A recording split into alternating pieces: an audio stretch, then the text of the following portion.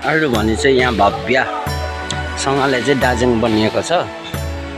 अनि यता डल्लै यो पेशेसखाली अनि यहाँ चाहिँ सुत्ने जग्गा बनाएको थियो।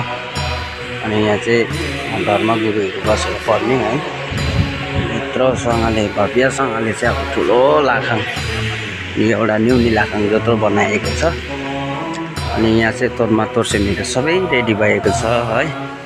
तोर्मा तोर्सिमीहरू यसरी मजाले मिलाएर अनि धर्मगुरुहरू बस्ने यो जग्गा अनि स्पिकरहरू राखेर होइन मजाले यहाँ छोकहरू सबै सेन्सी गरेर सर्वविधान सुम्बनी लेखहरू है। यहाँनिर तोर्माहरू यहाँ छोकहरू यहाँनिर सेन्सी गरेर अनि लाहरू चाहिँ यसरी सजाएको छ है। तपाईँलाई के कसो लाग्छ तपाईँले कमेन्टमा भनिदिनुहोस् होला।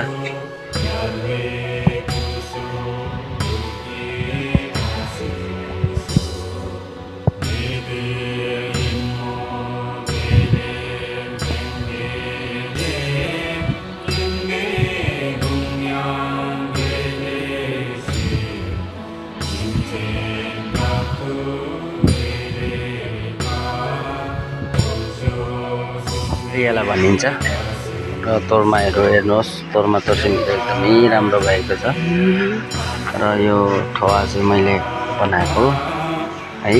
यो सिटो चाहिँ हाम्रो यहाँ तेल्बो लामाले बनाएको अनि उहाँ हाम्रो साङ्गे लामाज्यूले चाहिँ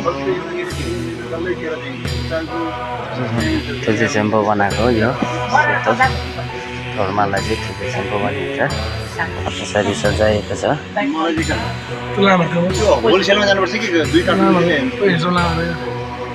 र यता चाहिँ